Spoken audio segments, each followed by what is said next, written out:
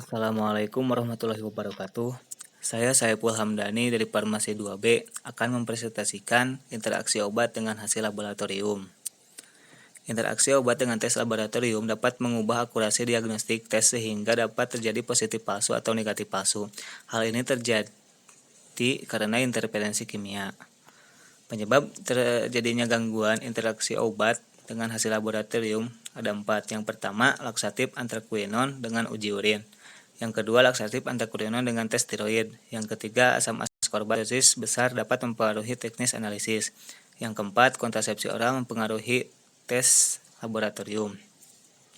Interaksi obat dengan tes laboratorium yang pertama, alkalin fosfatase. Tes untuk alkalin fosfatase dikerjakan untuk mendiagnosa penyakit-penyakit liver atau tulang, atau untuk melihat apakah pengobatan untuk penyakit tersebut bekerja.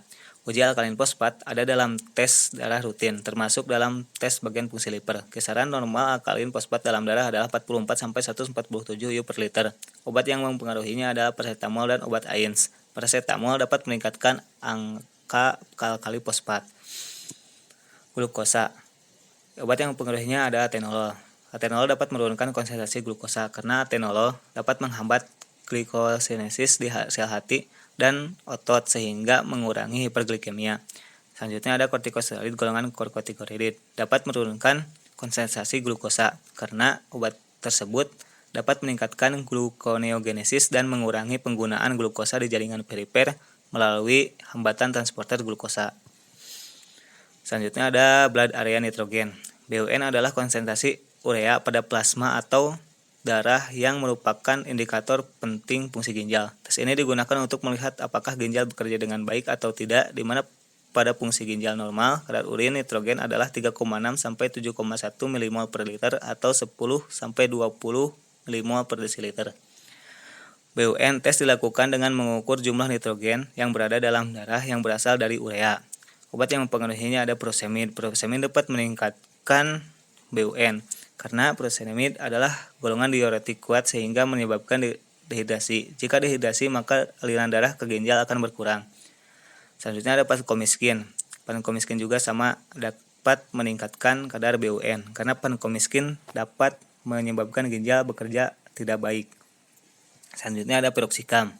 Piroxicam juga hampir sama, yaitu sedikit meningkatkan kadar BUN karena piroxicam dapat menghambat sintesis prostaglandin oleh obat AIN yang menyebabkan kenaikan BUN. Selanjutnya ada bilirubin atau pigmen empedu yang merupakan hasil akhir metabolisme dan secara fisiologis tidak penting namun merupakan petunjuk adanya penyakit hati dan empedu. Obat yang mempengaruhinya ada fenobarbital. Fenobarbital akan menurunkan kadar bilirubin karena fenobarbital akan meningkatkan aktivitas glucuroniltransferase. Selanjutnya ada estrogen steroid anabolik yang dapat meningkatkan kadar bilirubin karena obat tersebut akan menyebabkan penurunan ekskresi bilirubin. Juga termasuk obat dengan mekanisme yang sama seperti halotan, isoniazid, dan chlorpromazine. Selanjutnya ada kolesterol yang mempengaruhinya ada vitamin C. Pada dosis tinggi dapat menurunkan kadar kolesterol. Mekanismenya, vitamin C akan memperlebar arteri sehingga memperkecil deposit kolesterol pada dinding arteri, meningkatkan kreativitas fibrinolysis dan bertanggung jawab untuk memindahkan penumpukan kolesterol dari arteri, mengeliminasi kelebihan kolesterol dalam aliran darah dengan membawa ke empedu. Selanjutnya ada trigliserida. Obat yang mempengaruhinya ada metformin. Mekanisme kerjanya, metformin dapat menurunkan absorpsi glukosa dari saluran lambung sampai usus. Keadaan hiperglikemia serta tidak menyebabkan hipoglikemia bila diberikan sebagai obat tunggal. Keratin serum. Keratin adalah produk sampingan dari hasil pemecahan fosfokeratin di otot yang dibuang melalui ginjal. Normalnya kadar keratin dalam darah 0,6 sampai 1,2 mg per desiliter. Bila fungsi ginjal menurun, kadar keratin darah bisa meningkat. Obat yang mempengaruhinya yaitu ada obat golongan AINS. Obat golongan AINS tersebut diantaranya ada asetosal, ibuprofen, piroxicam, asamefenamat, ketoprofen, naprofen, dan lain-lain.